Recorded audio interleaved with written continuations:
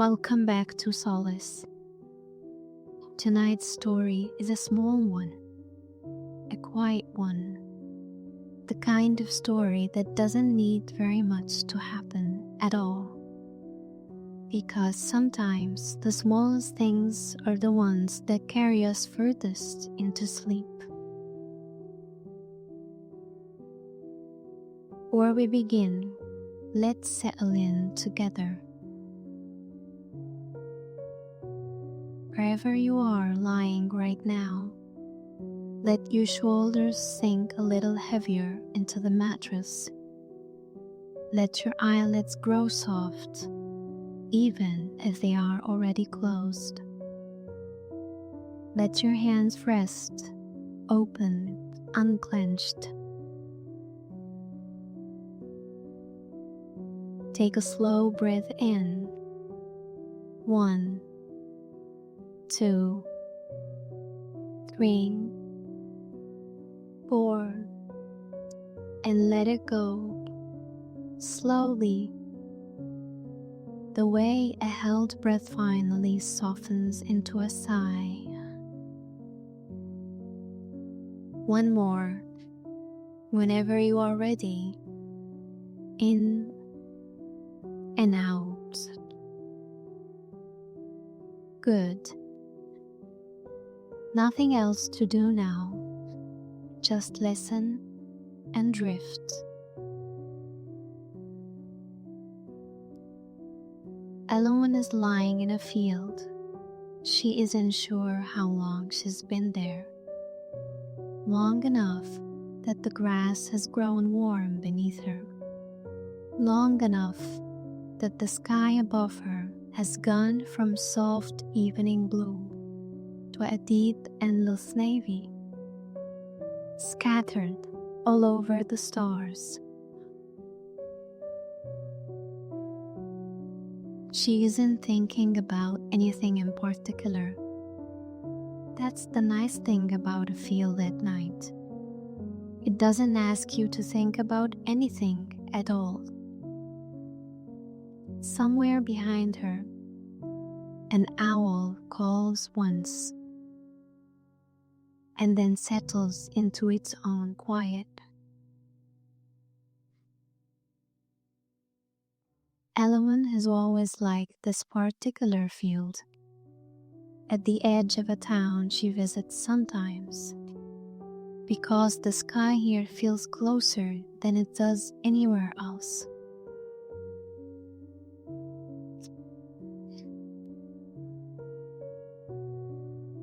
Not closer in any way that makes sense.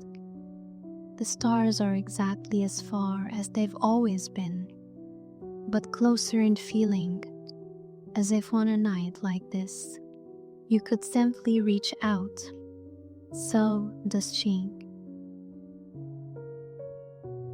Not seriously at all, at first. Just a small stretch of her arm above her. Fingers spread the way you might reach for something you don't even expect to actually touch. But her fingers brush against something small and warm and impossibly soft. And when she opens her hands, there is a tiny star resting in her palm. It doesn't burn. It doesn't even feel particularly bright. Up close, more like holding a very small, very warm coal that's forgotten how to be dangerous. It pulses gently, the way a heartbeat does, slow and unhurried.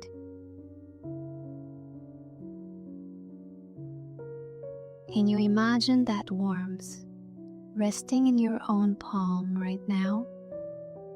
Small, steady, yours to hold just for tonight.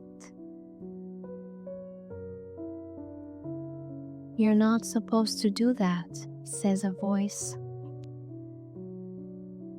And Elowen turned to find an old woman.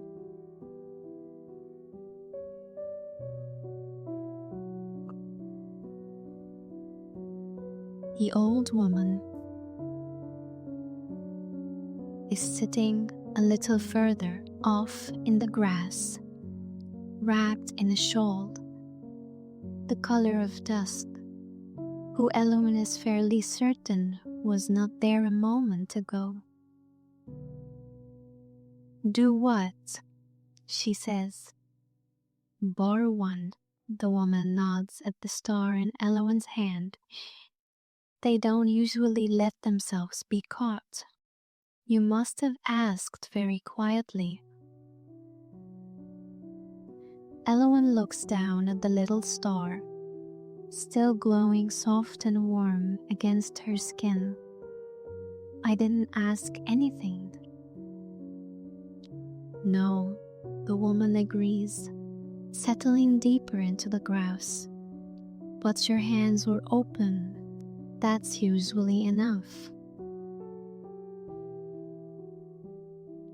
The woman shifts closer, and Elowen notices she's holding a small woven basket, half filled with soft gray wool, the kind used for knitting something warm and slow. She doesn't seem surprised at all by the star. If anything, she seems pleased, the way someone is pleased to find an old friend arriving exactly on time. "What happens now?" Elowen asks. "Now you keep it a while. Stars like being held every now and then. It's very quiet up there, very far from anything worn." The woman begins knitting, her needles clicking soft and slow, like a clock keeping a gentler kind of time. "It'll want to go back eventually. They always do, but there is no hurry." Elowen settles back into the grass, cradling the little star against her chest now. The way you might hold something sleeping. It pulses once, then twice, matching, she's almost certain, the rhythm of her own heart. The field around them seems to soften the longer they sit there. "Tell me something," Elowen says, watching the woman's needles move. "Do the stars ever get tired up there? I mean, always burning, always so far from everything." The woman doesn't look up from her knitting. "Everything gets tired eventually, even light. That's why they fall sometimes. Not because they're dying, whatever the stories say, just because they need to rest somewhere soft for a while, before they go back to their burning."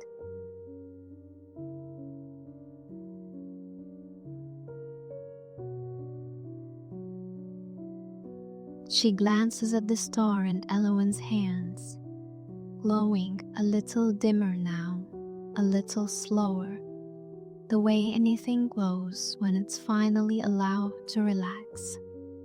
That one looks like it's found somewhere soft enough.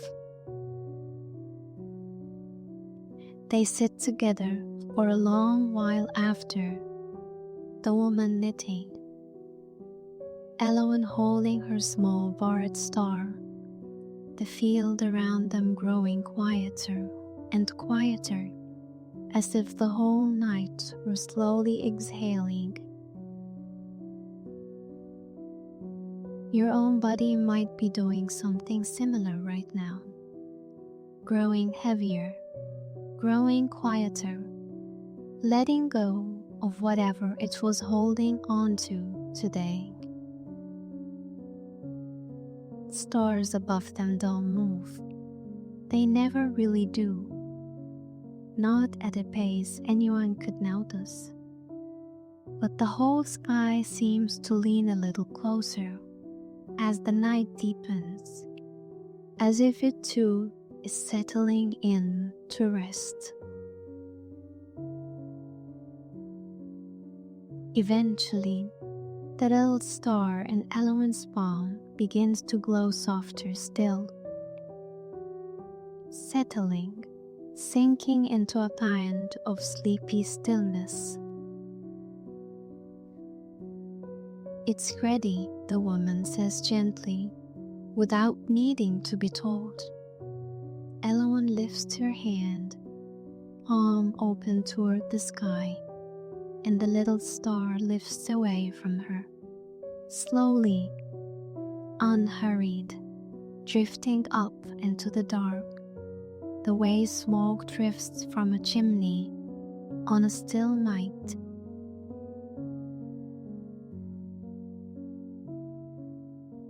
"Thank you," she says to the sky, or to the woman, or maybe just to the night itself.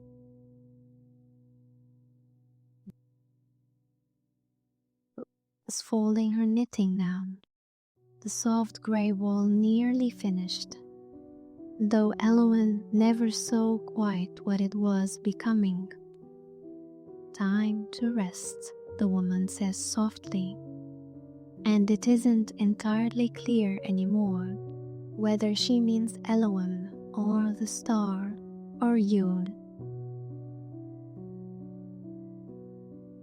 The field has gone very quiet, very still. Somewhere far off, the owl has stopped calling altogether.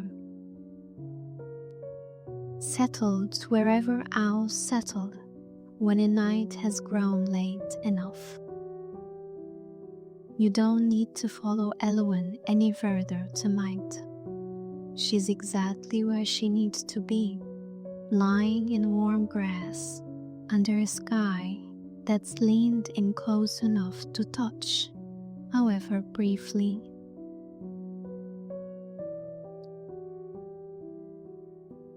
Let your own breathing settle into that same slow, unhurried rhythm, in and out, heavier each time. The stars above Elowen blur gently at the edges now, the whole sky softening into a warm, dark blanket, the way things do just before sleep takes them fully. And somewhere in that soft settling dark, so do you.